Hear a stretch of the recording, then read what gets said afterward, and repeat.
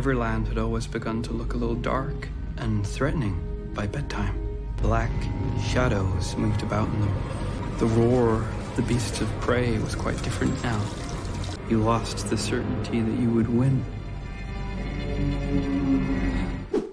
What is up, everybody? Jeremy Eisenfire here, and welcome to the channel.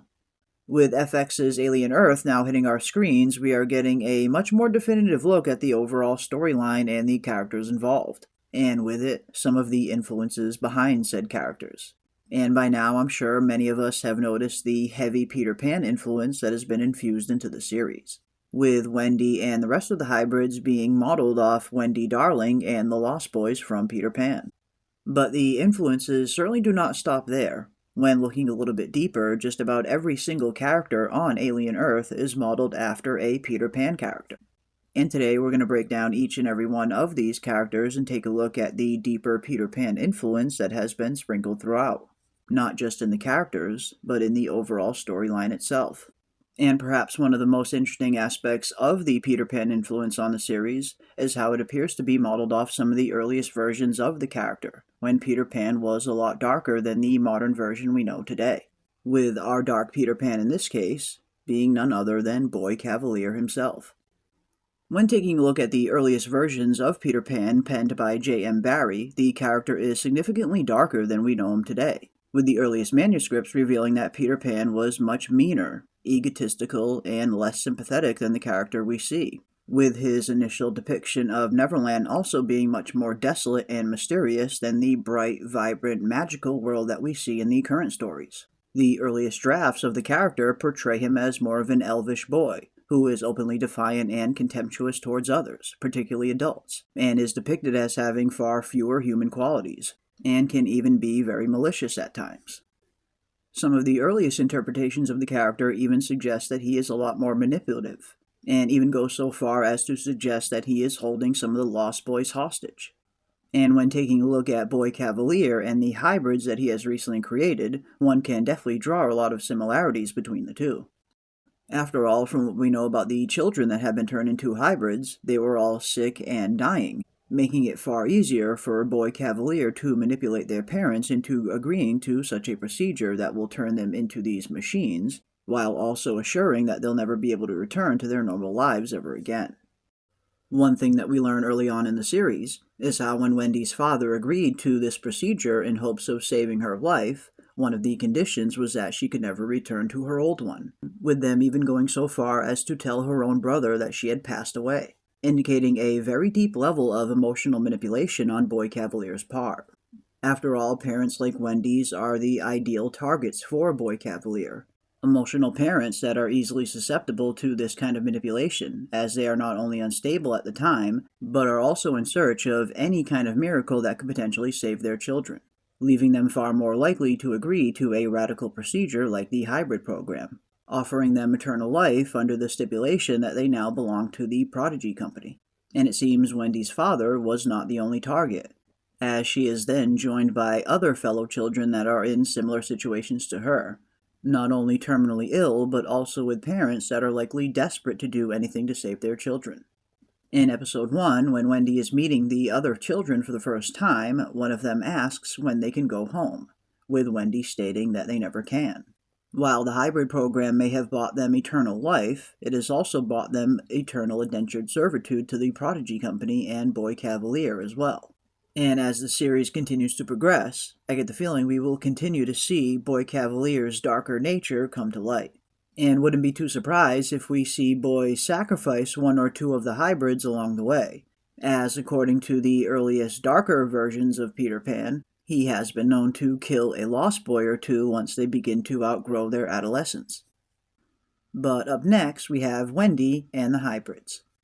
Unlike some of the other characters that we'll be discussing whose Peter Pan influence is a little more hidden, the influence behind Wendy and the hybrids is right there on the surface, as they are also referred to as the Lost Boys on the show as well.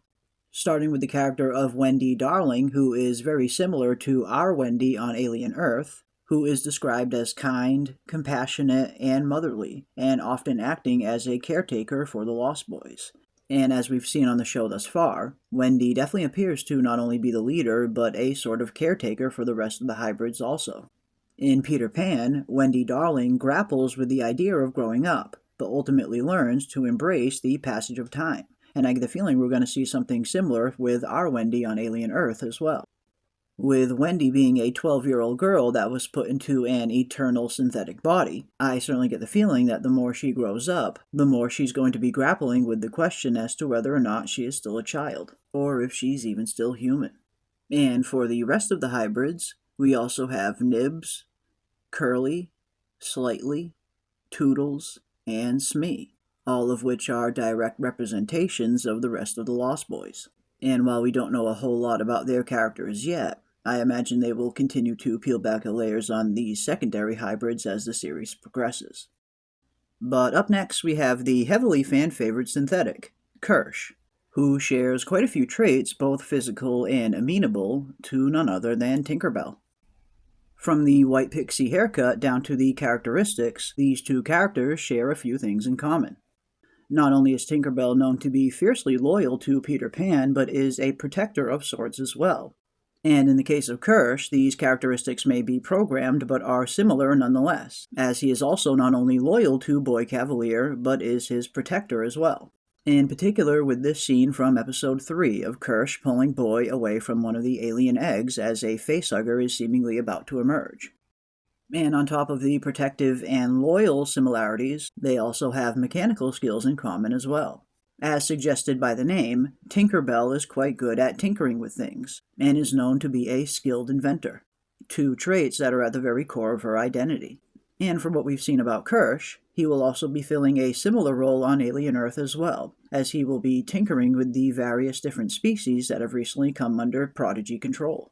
We've seen quite a few different shots of Kersh spending quite a lot of time in the laboratory tinkering and experimenting with some of these new species, in hopes of understanding their nature a little bit better. A theme that I imagine is going to continue quite a lot throughout Season 1, as Kersh seems to be doing the majority of the experimenting with these new species. And with Kersh being a synthetic, he is the ideal candidate to experiment on some of these beings as well, as he is not a living organic being and isn't susceptible to an alien facehugger attack, and is the best candidate to withstand the various different other aliens' attacks as well, one of which we know contains some kind of fatal poison.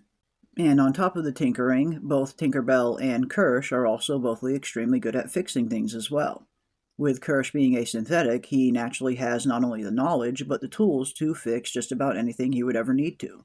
And while Tinkerbell and Wendy start off as rivals in Peter Pan, they eventually become allies, just as we see Kersh and Wendy are very much allies as well.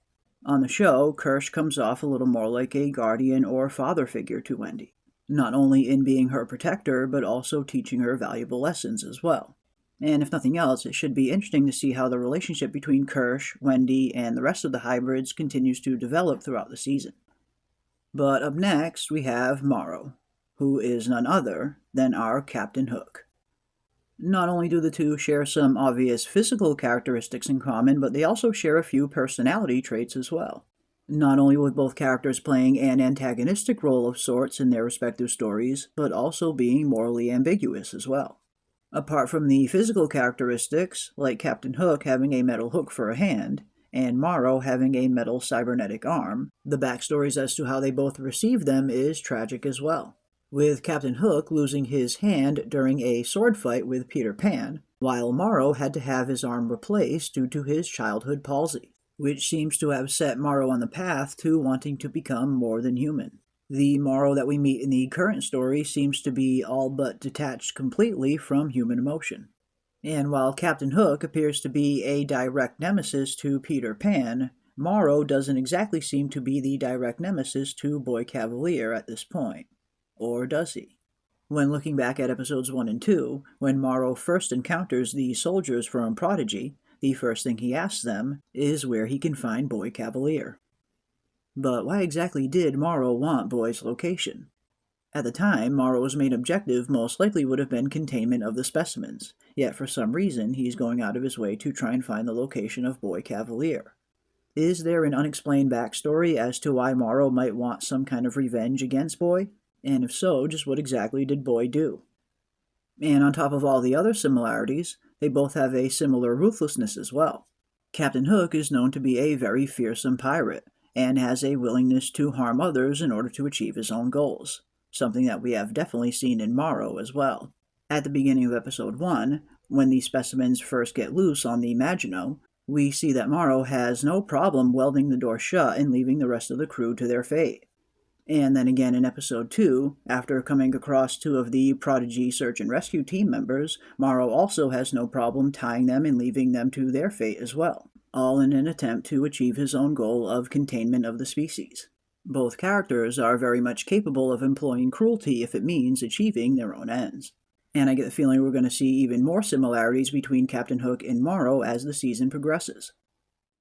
But up next we have the mysterious corporate figure, Adam Ines, who, in the context of the show, could potentially be Peter Pan's shadow. One thing we've seen so far is that Ines is never far from Boy's side, and is said to be his consigliere and enforcer of sorts, and the general overall right hand to Boy Cavalere. And while Boy may come across as silly and eccentric at times, Ines comes across as stern and straightforward, making him a fitting counterpart to Boy's personality, and a fitting representation of Peter Pan's shadow, which is meant to represent his more mischievous side and some of the darker aspects of his personality, and the parts of his subconscious that he tries to ignore. Peter Pan's shadow is a separate entity that is capable of detaching himself from Peter's body, the devil on his shoulder in a sense, a role that you can definitely see Ines playing for Boy Cavalere. In episode 1 and 2, when Wendy suggests sending her and the hybrids to the crashed ship, Ines is one of the first ones to object, stating that the loss of a single unit would be devastating, indicating his value of company property over human life. And when taking a look at some of the shots that we see Ines in, he is almost always directly next to or directly behind Boy Cavalere, almost like a shadow would be, which I get the feeling is certainly not a coincidence, further pointing to Ines filling the Peter Pan shadow role within the show. But last, and certainly not least, we have Wendy's brother Joe, who shares some similarities with Wendy Darling's brother John. In Peter Pan, Wendy's brother John is portrayed as a serious and intelligent boy, often speaking in a sophisticated manner, which isn't too dissimilar to Wendy's brother Joe on Alien Earth, who's also portrayed as a smart individual, even though there have been certain times on the show where his smarts escape him. They also share a similar protective nature as well, both wanting to protect their sister Wendy, with the difference being on the show that Joe is the older brother and not the younger brother like John is. But nonetheless, we will likely see both of these siblings doing anything to protect one another. Overall, the characters on Alien Earth are vastly similar to a lot of the characters we see in some of the earlier, darker versions of Peter Pan, and even in some of the more modern ones, even down to both of them having their own Neverland. And I certainly get the feeling that as the series continues to progress, we will see more and more similarities between these two stories, and in particular, between the characters. But let us know your thoughts in comments down below. Have you spotted some of the Peter Pan similarities throughout Alien Earth, and if so, which ones have you seen? But that is going to do it today for our breakdown of the characters of Alien Earth, and the Peter Pan influence throughout. And if you enjoyed this video, don't forget to leave a like on your way out, and consider subscribing to stay up to date on all of our upcoming Alien videos. And as always, I want to give a big thank you to everybody out there for watching, and a huge thank you to all the channel members, and we will see you on the next one. Hey, you're on my ship. The ship belongs to me now. I'm gonna get them back. We're trying to contain an alien invasion. So Wendy's just out there with all these things?